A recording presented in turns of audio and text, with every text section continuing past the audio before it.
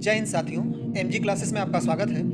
आज हम आप लोगों को बायोलॉजी के मोस्ट इम्पॉर्टेंट क्वेश्चन के बारे में बताएंगे जो 2023 बोर्ड एग्ज़ाम के लिए बहुत ही महत्वपूर्ण होंगे। आइए वीडियो को शुरू करते हैं।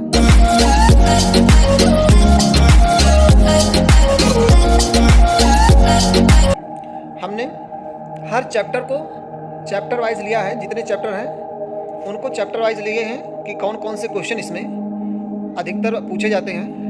पहला अध्याय हमने पुष्पी पौधों में लैंगिक जनन लिया है। पुष्पी पौधों में लैंगिक जनन के लिए हमने कुछ मोस्ट इंपॉर्टेंट 6 टॉपिक को सिलेक्ट किया है, जिसमें पहला क्वेश्चन है भ्रूणकोश और भ्रूणपोष में अंतर।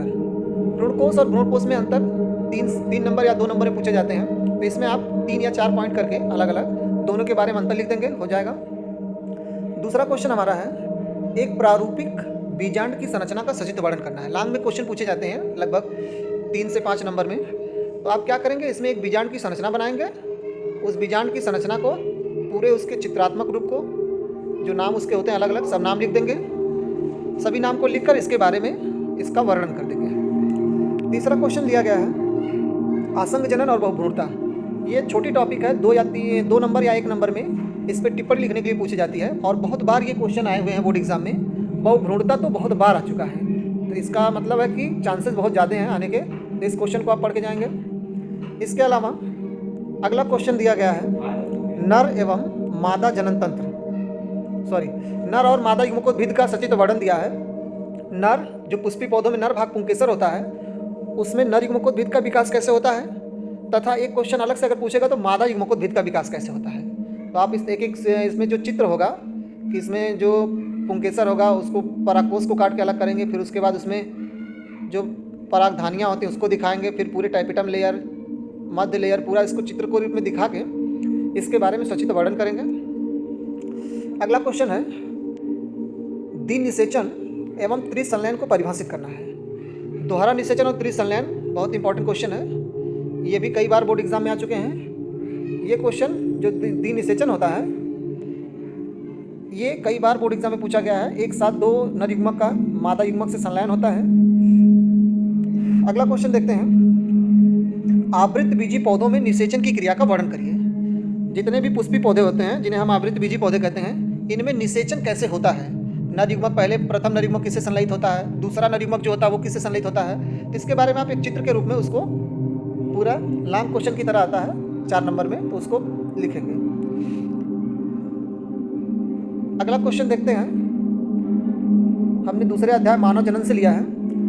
बहुत ही इंपॉर्टेंट क्वेश्चन, हर साल बोर्ड एग्जाम में आ रहे हैं। पिछली बार न जाने 10 वर्षों से लगातार पूछते आ रहा है। एक बार नर युग्मक पूछता है तो एक बार मादा वाला, और कई बार मादा का आ चुका है। तो चांसेस है कि नर का आना चाहिए, लेकिन आप दोनों पढ़ के जाएंगे। नर और मादा जनन तंत्र दोनों बहुत ही इंपॉर्टेंट क्वेश्चन इस अध्याय से हैं। नर और मादा जनन तंत्र ये डिटेल में आता है। सचित्र वर्णन करने के लिए आप नर या पुरुष जनन तंत्र या मादा जनन तंत्र का चित्र बनाएंगे और उसके जो जननांग होते हैं अलग अलग, उन जननांग को, सहायक ग्रंथियों को अलग अलग हेडिंग करके लिखेंगे। दूसरा क्वेश्चन हमारा है अपरा।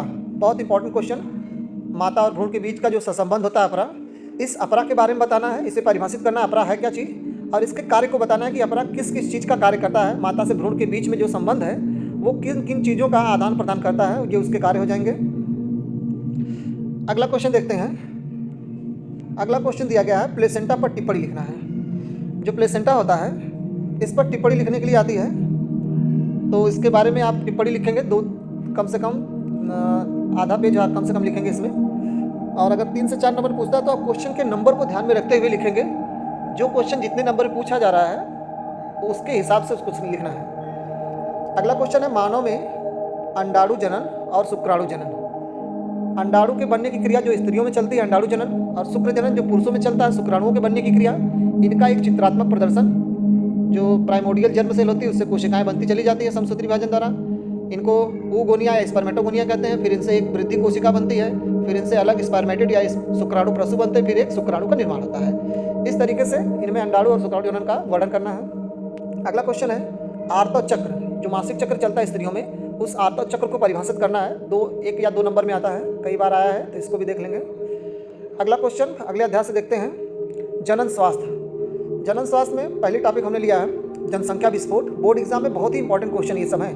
जितना हमने हर अध्याय वाइज लिया गया है क्वेश्चन, सभी क्वेश्चन कई बार बोर्ड एग्जाम में पूछे गए हैं और 100% चांसेस हैं कि इस बार भी ये बोर्ड एग्जाम में देखने को मिलेंगे आपको। तो इसमें जनसंख्या विस्फोट पूछा गया है। जनसंख्या विस्फोट के बारे में बताना है, एक निबंध लिखना है। लॉन्ग क्वेश्चन में आता है 5 नंबर में आई थी, तो एक निबंध की तरह लिखना है और इस पर इसका निवारण, इसका कारण क्या है, इन सब के बारे में सीरियल वाइज लिख देंगे तो ये निबंध हो जाएगा उस पर। दूसरा क्वेश्चन लिया गया है IVF यानी पात्र निषेचन पर। तो पात्र निषेचन पे आपको सहायक जन प्रौद्योगिकी के अंतर्गत जो भी आएंगे, जैसे आता है ZIFT है, AI है, ICSI है, ये सब जितनी भी तकनीक होती है IVF तकनीक, जिसको हम इन विट्रो फर्टिलाइजेशन, एक ऐसा निषेचन जो लैब के अंदर कराया जाता है, इनसे कुछ महत्वपूर्ण तथ्य होते हैं। परखनली शिशु हो गया, ये सब इस पर पूछे जाते हैं। अगला क्वेश्चन है परखनली शिशु पर। देखिए, परखनली शिशु पर टिप्पणी लिखने के लिए आता है कि परखनली शिशु का निर्माण कैसे होता है। एक टॉपिक हमने MTP लिया है जिसको सगर्भता का चिकित्सीय समापन कहते हैं, कि गर्भधारण होने के बाद उसका समापन कैसे किया जा सकता है। तो ये कुछ इंपॉर्टेंट टॉपिक जनन स्वास्थ्य थे। तीसरा अध्याय देखिए, अगला आनुवंशिकी है। इसमें हमने पहला क्वेश्चन हमने लिया है लिंग निर्धारण। लिंग निर्धारण बहुत इंपॉर्टेंट क्वेश्चन है। पिछली बार पक्षी में पूछा गया था, मधुमक्खी और पक्षियों में, तो इस बार मनुष्य या पक्षी में फिर से पूछने के चांसेस हैं। रेखा चित्र के द्वारा इनको परिभाषित करना है कि कैसे इनमें लिंगों का निर्धारण होता है, कि जो नर और मादा के संयोजन से नई संततियों में कैसे पता चल जाता है कि संततियाँ जो नर होती है या मादा होती है, इसको हम अलग अलग, अगर मनुष्य का पूछता है तो XX और XY से इसको हम युग्मक बना के और सूत्री विभाजन करा के इसमें युग्मक बनाएंगे। इन युग्मक को बना के इनका आपस में संकरण कराएंगे, रेखा चित्र के माध्यम से इसको दिखाएंगे। रेखा चित्र के माध्यम से दिखाने के बाद अगला क्वेश्चन है निम्न पर टिप्पणी लिखना है। जैसे अपूर्ण प्रभाविता है, मंडल का जो एक तरीके से अपवाद इसमें फॉलो होता है, जिसमें सफ़ेद और लाल पुष्प का संकरण कराया गया था, जिसमें गुलाबी पुष्प मिलते हैं। एक डाउन सिंड्रोम एक आनुवंशिकी विकार है जो 21वीं जोड़ी क्रोमोसोम में भिन्नता के कारण ऐसा होता है। एक सप्रभाविता है जिसमें दोनों प्रभावी और अप्रभावी लक्षण एक साथ प्रदर्शित होते हैं, उसे सप्रभाविता कहते हैं। जैसे इसका वंशागति हम कुछ जानवरों में देखते हैं और हमारे ब्लड ग्रुप AB जो होते हैं उस पर भी सप्रभाविता का वंशागति देखने को मिलती है। अगला दिया गया सिकल सेल एनीमिया, एक आनुवंशिक बीमारी सिकल सेल एनीमिया वंशागत से होने वाली। इसमें क्या करते हैं कि जो हमारा RBC का शेप होता है वो हंसियाकार हो जाता है। तो इन सभी पर टिप्पणी लिखने के लिए पूछता है, तो इस पर लिख लेंगे। अगला क्वेश्चन है मेंडल के एक गुण संकरण का प्रयोग। मेंडल ने जो पहला अपना प्रयोग किया था एक लक्षण को लेकर, एक गुण संकरण प्रयोग, और इसमें इन्होंने अपने प्रभाविता के नियम को परिभाषित किया था। इस प्रयोग को पूरा लांग में आता है, प्रयोग को लिखेंगे और इनमें नीचे उसके कंक्लूजन में प्रभाविता के नियम को हम परिभाषित करेंगे कि कैसे इसके अनुसार प्रभाविता का नियम निकला। अगर इसके अलावा यहाँ पे पृथक्करण का भी नियम डाल सकता है तो उसको भी आप देख लीजिएगा। अगला क्वेश्चन है मेंडल लिंग संलग्न, जो हमारा लिंग संलग्न होता है, लिंग संलग्न लक्षण के बारे में। तो लिंग संलग्न गुण पूछा गया है कि लिंग संलग्न गुण क्या है। इसकी वंशागति हम 2 तरीके से जान सकते हैं, एक वर्णांधता में जानते हैं, एक हीमोफीलिया में। तो इसकी वंशागति को भी देख लेंगे, लांग में क्वेश्चन पूछे जाते हैं। इसकी वंशागति कैसे होती है और इसका लिंग संलग्न लक्षण क्या होते हैं। 3 प्रकार के होते हैं लिंग संलग्न लक्षण, X लिंग संलग्न लक्षण, Y लिंग संलग्न लक्षण और XY लिंग संलग्न। और इसकी वंशागति को हम हीमोफीलिया में और वर्णांधता में देखते हैं। अगला क्वेश्चन देखिए, छोटा सा क्वेश्चन टिप्पणी लिखने के लिए आता है, बहुत ही इंपॉर्टेंट क्वेश्चन, बैक क्रॉस और टेस्ट क्रॉस। इसमें अंतर लिखने के लिए भी पूछ सकता है या अलग से इनके बारे में पूछता है। एक संकरण जो जनक पीढ़ी के अप्रभावी जनक से कराया जाता है जिसे केवल टेस्ट क्रॉस, और जो जनक पीढ़ी के दोनों जनकों से कराया जाए प्रभावी अप्रभावी से बैक क्रॉस कहते हैं। तो इनमें अंतर पूछ सकता है और इनमें टिप्पणी लिखने के लिए भी आ सकता है। चलिए अगला क्वेश्चन देखते हैं। अगला चैप्टर हमारा है वंशागति का आणविक आधार। इसमें हमने पहला क्वेश्चन लिया है, बहुत ही इंपॉर्टेंट क्वेश्चन। आनुवंशिकी और आणविक आधार से बहुत ज़्यादा क्वेश्चन आते हैं और बहुत ही इंपॉर्टेंट चैप्टर है ये दोनों।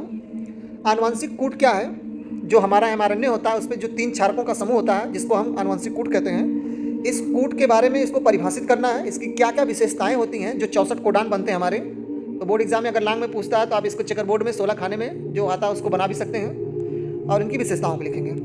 अगला क्वेश्चन है DNA अंगुली छाप, बहुत ही इंपॉर्टेंट क्वेश्चन, कई बार बोर्ड एग्जाम में आया है लॉन्ग क्वेश्चन। DNA अंगुली छापी क्या है, इसकी उपयोगिता बतानी है। हमने हर अध्याय से कुछ इंपॉर्टेंट क्वेश्चन को लिया है कि जो हर बार बोर्ड के एग्जाम में पूछे जा रहे हैं। जैसे अगला क्वेश्चन अनुलेखन, जो DNA से mRNA का निर्माण होता है उस अनुलेखन पर टिप्पणी लिखने के लिए आता है, तो इसको देख लेंगे। अगला क्वेश्चन है मानव जीनोम परियोजना। मानव जीनोम परियोजना कब शुरुआत हुई थी, इसका क्या लक्ष्य था, इसकी क्या उपयोगिता थी, तो इन सब पे टिप्पणी लिखने के लिए आता है, बहुत इंपॉर्टेंट क्वेश्चन है ये भी। अगला है DNA की संरचना का वाटसन क्रिक मॉडल, बहुत ही इंपॉर्टेंट क्वेश्चन है, वेरी वेरी मोस्ट इंपॉर्टेंट लगा लीजिए। डीएनए की संरचना का द्विकुंडलित मॉडल जो होता है वाटसन क्रिक के द्वारा जो पूछा जाता है वो। इसके अलावा डीएनए और आरएनए जो होते हैं उनमें अंतर भी पूछा गया है कई बार, उनको भी याद करेंगे। इसके अलावा आरएनए के जो प्रकार हमने बताए हैं एमआरएनए, टीआरएनए, आरआरएनए, सबसे ज़्यादा कौन पाया जाता है, छोटा कौन होता है, किसका निर्माण कैसे होता है, एमआरएनए का निर्माण कैसे होता है और टीआरएनए का निर्माण कैसे होता है। टीआरएनए काम क्या करता है, अमीनो एसिड को लेके आता है। एमआरएनए क्या करता है, सूचना रखता है कोडिंग के रूप में। तो इन आरएनए के बारे में, तीनों के बारे में लिखेंगे। अगला सेंट्रल डॉगमा पूछा गया है, इंपॉर्टेंट क्वेश्चन 60 में पूछता है। सेंट्रल डॉगमा जो हमारा एक से दूसरे में जो सूचना का प्रवाह होता है, एक डीएनए से एमआरएनए हो, एमआरएनए से प्रोटीन पर हो, इस प्रकार से जो सूचना का प्रवाह होता है उसे सेंट्रल डॉगमा कहते हैं। तो इसके बारे में पूछा जाता है। और हर्शे चेस का प्रयोग, जो डीएनए को आनुवंशिक पदार्थ सिद्ध होने में हर्शे और चेस ने अपना प्रयोग दिया था, ये आता है प्रयोग। अगला चैप्टर चलते हैं, मानव स्वास्थ्य और रोग। इस चैप्टर से हमने 5 टॉपिक को लिया है। इंपॉर्टेंट क्वेश्चन, निम्न पर जो रोग दिए गए हैं नीचे, इनके लक्षण किससे वो होता है, इनका क्या बचाव है, इन रोगों के लिए क्या क्या उपचार हैं। तो इन सभी रोगों के बारे में, जैसे डेंगू इंपॉर्टेंट में आता है, मलेरिया कई बार पूछा गया है, फाइलेरिया या एस्कैरियोता कैसे होती है, और एक बीमारी अमीबा है। इन सभी इंपॉर्टेंट बीमारियों को आप पढ़ के जाएंगे, बहुत इंपॉर्टेंट क्वेश्चन है। इनके लॉन्ग क्वेश्चन में आएंगे तो इनके कारक, लक्षण, बचाव और उपचार पूरे लिखने पड़ेंगे। कभी कभी मलेरिया की लाइफ साइकिल भी पूछ देती है, तो उसको भी देख लेंगे। अगला क्वेश्चन है, प्रतिजैविक से आप क्या समझते हैं, यानी एंटीबायोटिक क्या है। ये औद्योगिक स्तर पर मानव के कल्याण हेतु एंटीबायोटिक बनाई जाती हैं। प्रथम ज्ञात एंटीबायोटिक पेनिसिलिन है। तो एंटीबायोटिक क्या होती है उसके बारे में, किन्हीं 2 प्रतिजैविक का नाम लिखना है। कौन कौन सी दवाइयाँ हैं, जो औषधियाँ होती हैं, कुछ उनके नाम लिखने। कभी कभी उनके जीवों के नाम कवक द्वारा पूछ देता है, कौन कौन सी प्रतिजैविक बनाई जाती है, जीवाणु द्वारा कौन कौन सी प्रतिजैविक बनाई जाती हैं। तो मानव कल्याण में जो होता है उसमें इसको बताया जाता है। तो खैर इसमें भी पूछ सकता है प्रतिजैविक मानव स्वास्थ्य और रोग से। अगला क्वेश्चन हमारा दिया गया है, अल्कोहल और ड्रग के दुरुपयोग पर टिप्पणी लिखना है। बहुत आसान क्वेश्चन है। अल्कोहल और ड्रग्स के दुरुपयोग जो हो रहे हैं उनके बारे में चर्चा करनी है, उन पर टिप्पणी लिखना है, इसको देख लेंगे। अगला क्वेश्चन है, निम्न पर संक्षिप्त टिप्पणी लिखना है। जैसे हमारा कैंसर हुआ, एलर्जी, सहज और उपार्जित प्रतिरक्षा। कैंसर जो एक विभाजन की दर बढ़ती चली जाती है किसी सेल में, तो कैंसर या ट्यूमर का रूप ले लेती है। एलर्जी जो प्रतिरक्षा तंत्र की विसंगतियाँ में होती है।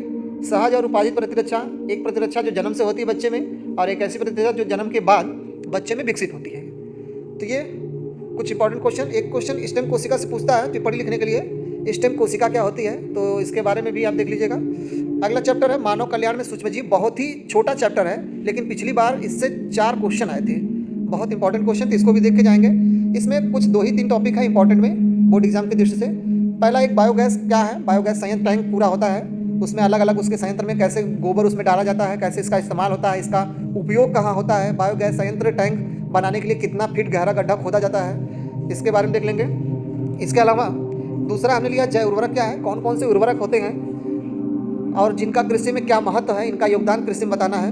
अगला है वाहित मल का उपचार जो होता है, जिसमें हमने प्राथमिक उपचार और द्वितीयक उपचार में सेप्टिक टैंक के आधार पर जो स्लज होते हैं नीचे बैठ जाते हैं, उसे फिर उसके द्वारा आसवन द्वारा दूसरे में पहुँचाया जाता है, फिर उसका द्वितीयक उपचार करके तब उसके बाद उसे जल के स्रोत नदियों में छोड़ा जाता है। तो इन सब पे 2 ही 3 टॉपिक है इसमें, लेकिन अच्छा क्वेश्चन इसमें आते हैं। अगला चैप्टर है जैव प्रौद्योगिकी बायोटेक्नोलॉजी। बहुत इंपॉर्टेंट क्वेश्चन यहाँ से आते हैं। जो पहला क्वेश्चन हमने रिकॉम्बिनेंट डीएनए तकनीक लिया है, पिछली बार आरडीएनए के तकनीक के नाम से आया था। इस बार पुनर्योगज डीएनए तकनीक है क्या, लॉन्ग में पढ़ लेंगे तो आपका 60 वाला क्वेश्चन भी उसी में कवर हो जाएगा। जैसे पुनर्योगज डीएनए तकनीक क्या है, कैसे इसका हम पुनर्योगज डीएनए तकनीक करते हैं, किसी 2 क्षेत्र में, चिकित्सा के क्षेत्र में या कृषि के क्षेत्र में इसका योगदान बताना है कि क्या क्या महत्व होता है, या इसके द्वारा कृषि के क्षेत्र में क्या उपयोगी पदार्थ बनाए जाते हैं, चिकित्सा के क्षेत्र में कौन कौन से योगदान इसके द्वारा किए गए हैं। इसके अलावा पीसीआर पॉलीमरेज चेन रिएक्शन एक बहुत इंपॉर्टेंट क्वेश्चन टिप्पणी लिखने के लिए।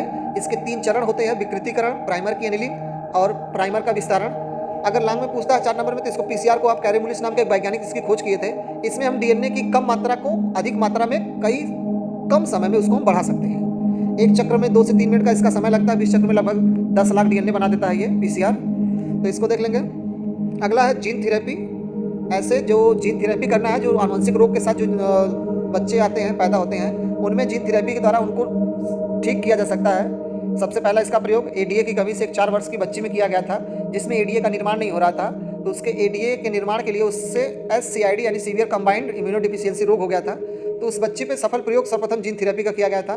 इसमें बोन मैरो एरो से कोशिकाओं को निकाला जाता है और निकाल कर उसमें सुधार करके फिर उसके अस्थि मज्जा में स्थानांतरित किया जाता है। तो इसको देख लेंगे आप। अगला क्वेश्चन बायोपायरेसी टिप्पणी लिखने के लिए आता है, छोटा सा क्वेश्चन 2 नंबर में। बायोपायरेसी बिना जानकारी के किसी दूसरे देश या उसके मल्टीनेशनल कंपनी का जैविक संपदा का उपयोग कर ले, क्योंकि जो विकसित देश होते हैं उनके पास जानकारी ज़्यादा होती है विकासशील देशों की तुलना में। इसके अलावा मानव इंसुलिन पर टिप्पणी लिखने के लिए आता है, जो मानव इंसुलिन होती है उस पर टिप्पणी लिखने के लिए आता है। तो टिप्पणी लिख लेंगे कि मानव इंसुलिन का निर्माण कैसे होता है। मानव इंसुलिन का निर्माण सबसे पहले मानव इंसुलिन का जो निर्माण होता है वो मानव में हमारे जो अग्नाशय की बीटा सेल्स होती है उससे बनता है। इसकी संरचना होती है कि एक छोर पे COOH समूह होता है, एक छोर पर NH2 समूह होता है। उसमें डाइसल्फाइड बांड के द्वारा दोनों श्रृंखलाएं A और B चैन जुड़े होते हैं, जिससे इंसुलिन का निर्माण होता है। और इंसुलिन का निर्माण मधुमेह रोगियों के लिए इस्तेमाल होता है। अगला पूछा जाता है 60 नोट में, प्लाज्मिड वेक्टर। रिकॉम्बिनेंट DNA तकनीक में हम जिस वेक्टर का इस्तेमाल करते हैं जो मेन डाटा DNA या वाहक DNA को मिलाने के बाद पहुँचाने के लिए, तो प्लाज्मिड वेक्टर पे कई प्रकार के वेक्टर हैं, जैसे कि वेक्टर PBR 322 है, PBR 327 है। और जीवाणु के अंदर जो प्लाज्मिड वो खुद एक वेक्टर होता है। तो प्लाज्मिड वेक्टर के बारे में पढ़ना है। अगला टॉपिक हमने लिया है जेल इलेक्ट्रोफोरेसिस, वैद्युत कण संचलन, जिसके द्वारा हम किसी भी आवेशित कणों की गति को देखते हैं। इसमें एग्रोथ जेल इस्तेमाल होता है, तो इसके बारे में आप पढ़ लेंगे।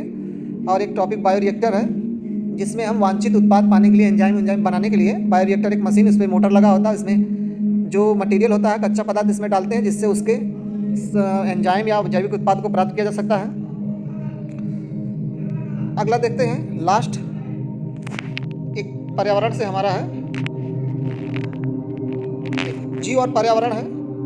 जीव और पर्यावरण में हमने समष्टि को परिभाषित करने के लिए पहला क्वेश्चन लिया है। समष्टि को परिभाषित करना है, इसकी पारस्परिक क्रिया जैसे सहजीविता, परजीविता, ये सब उसमें आती हैं। परभक्षी, ये सब उसकी एक पारस्परिक क्रिया होती है। समष्टि के अंदर क्या क्या चीज़ें हो रही हैं कि कौन कौन से जीव किसी दूसरे जीव पर आश्रित हैं, कौन दूसरे जीव को लाभ पहुंचा रहा है, एक दूसरे के संबंध को।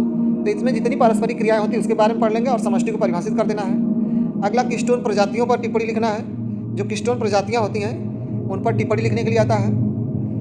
अगला क्वेश्चन अनुकूलन को परिभाषित कर दिए कि अनुकूलन और जलोद्भिद जो होते हैं और मरुद्भिद, इन पौधों के जो अनुकूलन होते हैं, चाहे वो आकार के अनुकूलन हो, चाहे आकार के अनुकूलन के अलावा उसके जो शारीरिक अनुकूलन होते हैं, इन दोनों अनुकूलन, यानी एक बाहरी अनुकूलन पढ़ना है कि अनुकूलन में जो जलोद्भिद पौधे उनके जल में रहने वाले पौधों के जड़ कैसे होती, तना कैसे होती, पत्तियाँ कैसे होती हैं। मरुद्भिद पौधों के जड़, तना, पत्तियाँ कैसी हो जाती हैं उनके अनुकूलन के कारण, जल में रहने वाले कैसे होते हैं, और जो मरुस्थलीय पौधे होते हैं वो कैसे होते हैं। तो इनके बारे में अध्ययन करना है। लॉन्ग क्वेश्चन में आते हैं। एक क्वेश्चन है इसमें 60 में, मैनग्रूव वनस्पति या पितृ संकुरण, ऐसे वनस्पतियाँ जिनमें पौधे पर ही जो सीड होता है अंकुरित हो जाए और अंकुरित होने के बाद एक नए पौधे का निर्माण वहीं से नीचे गिरे, मैनग्रूव वनस्पति बोलते हैं। दलदली एरिया में पाया जाता है ये, जैसे जहाँ पे लवण की मात्रा ज़्यादा हो।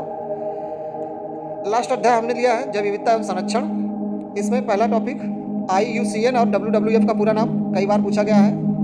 IUCN का पूरा नाम होता है international union conservation of nature या नेचुरल रिसोर्स कहते हैं।